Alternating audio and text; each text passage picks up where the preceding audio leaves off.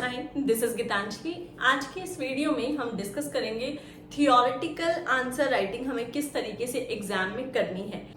इससे पहले वाली वीडियो में हमने डिस्कस किया था कि एनालिटिकल क्वेश्चंस की आंसर राइटिंग किस तरीके से अटेम्प्ट करनी है, और अगर अभी तक आपने वो वीडियो नहीं देखा है तो उस वीडियो का लिंक आपको डिस्क्रिप्शन बॉक्स में मिल जाएगा। इस वीडियो को स्टार्ट करने से पहले साथ ही मैं ये बताना चाहूंगी कि अगर आप हमारी लीगल सर्विसेज या फिर आप हमारे पेड कोर्सेज के बारे में जानना चाहते हैं तो आप विजिट कर सकते हैं www.thegoligal.com, या फिर आप व्हाट्सएप मैसेज करके भी पूछ सकते हैं। नंबर है 8383843679। उसके साथ ही लीगल ड्राफ्ट्स के PDF या फिर previous year question papers download करने के लिए भी आप विजिट कर सकते हैं हमारी वेबसाइट पर, जो कि है www.thegoligal.com। चलिए स्टार्ट करते हैं इस वीडियो को कि एग्जाम में हमें थियोरेटिकल आंसर्स किस तरीके से अटेम्प्ट करने हैं। थियोरेटिकल आंसर्स में दो तरीके के क्वेश्चन पूछे जाते हैं। एक होता है शॉर्ट नोट्स हमसे पूछ लिया जाए, या फिर दूसरे होते हैं जहां पे हमें इलैबोरेटेड थियोरेटिकल आंसर्स पूछे जाते हैं। अब शॉर्ट आंसर राइटिंग, जहां पे थियोरेटिकल शॉर्ट आंसर राइटिंग करनी है तो किस तरीके से वो क्वेश्चन अटेम्प्ट किया जाएगा, उसके कुछ स्टेप्स हैं यहाँ पर। किस तरीके से, सबसे पहला तो जो चीज हमें ध्यान रखनी है एग्जाम में वो ये कि हमें शॉर्ट नोट्स में पॉइंटर्स नहीं बनाने हैं, पॉइंट्स में नहीं लिखना है। सबसे पहला तो जो चीज ध्यान रखनी है वो ये कि जब भी शॉर्ट नोट अटेम्प्ट किया जाए तो पैराग्राफ की फॉर्म में लिखा जाए, पैराग्राफ्स बनाए जाएं।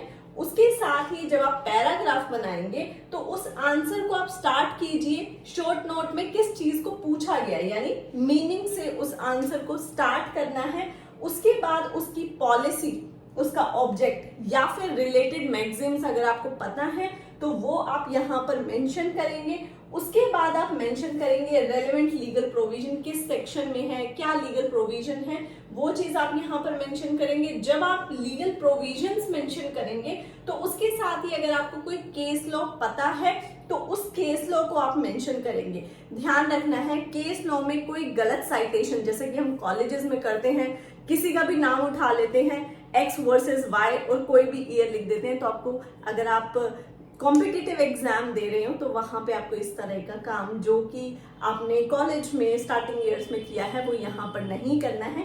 अगर तो केस लॉ की साइटेशन में आप 100% श्योर हैं तो लिखिए, अदरवाइज इस पार्ट को, अदरवाइज इस स्टेज को आप स्किप कर सकते हैं। गलत मेंशन नहीं करना है। केस लॉ पता है, केस लॉ लिखेंगे। उसके बाद जो पूरा आंसर था उसको आप कंक्लूड करेंगे सबसे एंड में।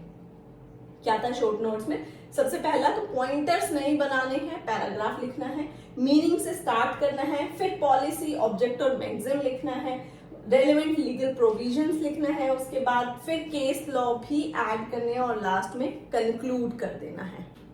उसके बाद आ जाते हैं एलैबोरेटेड थियोरेटिकल आंसर। अगर हमारे पास आया है तो वो किस तरीके से अटेम्प्ट करना है। देखिए आंसर राइटिंग की ये टिप्स हैं, यहाँ पे कोई स्ट्रेट जैकेट फॉर्मूला नहीं है कि आपको फिक्स कर दिया जाए कि आप इस क्वेश्चन में ये आंसर लिख के आएंगे।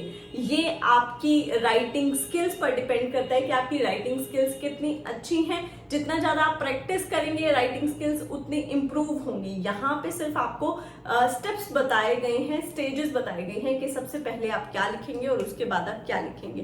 तो आ जाते हैं इलैबोरेटेड थियोरेटिकल आंसर्स पर। यहाँ पर सबसे पहले तो जो आपको 2 से 3 या फिर 1 पेज का क्वेश्चन दिया हुआ है उसका पहले आप ब्रीफ इंट्रोडक्शन देंगे। सबसे पहले जहां पर एग्जामिनर को इम्प्रेस करना है आपको कि जो आपने पूछा है पूरे क्वेश्चन में वो मुझे समझ आ चुका है। ब्रीफ इंट्रोडक्शन के बाद आप लिखेंगे जो भी क्वेश्चन में दिया गया है उसका ओरिजिन कहाँ से हुआ है। अगर आपको पता है तो वो चीज आप यहाँ पे मेंशन करेंगे। ध्यान रखना है कि कोई भी हवा में तीर नहीं चलाना है, गलत चीज को मेंशन नहीं करना है। श्योर है तो ही लिखें, तुक्काबाजी ना करें। ओरिजिन ऑफ द कॉन्सेप्ट लिखेंगे। उसके बाद उस क्वेश्चन में जिस चीज को पूछा गया है, जिस टॉपिक को पूछा गया है, उसकी पॉलिसी क्या है, उसका ऑब्जेक्ट क्या है। अगर रिलेटेड मैगजीम पता है तो वो मैगजीम मेंशन करेंगे। फिर जो भी लीगल प्रोविजंस हैं उसको मेंशन करेंगे, केस लॉ है उसको मेंशन करेंगे। उसके बाद क्योंकि ये इलैबोरेटेड आंसर है तो एग्जाम्पल्स, इलस्ट्रेशंस देकर आप अपने आंसर को समझाएंगे और लास्ट में लिखेंगे कंक्लूजन। तो ये था कि इलेबोरेटेड थ्योरेटिकल आंसर आपको किस तरीके से लिखना है। तो यहाँ पर हमने डिस्कस कर लिया कि अगर शॉर्ट नोट आते हैं तो आप किस तरीके से अटेम्प्ट करेंगे, और अगर एक इलेबोरेटेड आंसर क्वेश्चन आता है तो उसका आंसर आप किस तरीके से अटेम्प्ट करेंगे। साथ ही अगर आप चाहते हैं कि हम आंसर राइटिंग की क्लासेस भी स्टार्ट करें तो मुझे कमेंट सेक्शन में अपने ओपिनियन और अपने सजेशंस जरूर दें ताकि हम उस पर वर्क कर सकें। Thank you so much for watching. अगर आपको ये वीडियो अच्छा लगा हो तो वीडियो को लाइक, शेयर और चैनल को सब्सक्राइब करना ना भूलें। साथ ही आप हमें इंस्टाग्राम पर भी फॉलो कर सकते हैं। हमारी इंस्टाग्राम हैंडल है go.legal।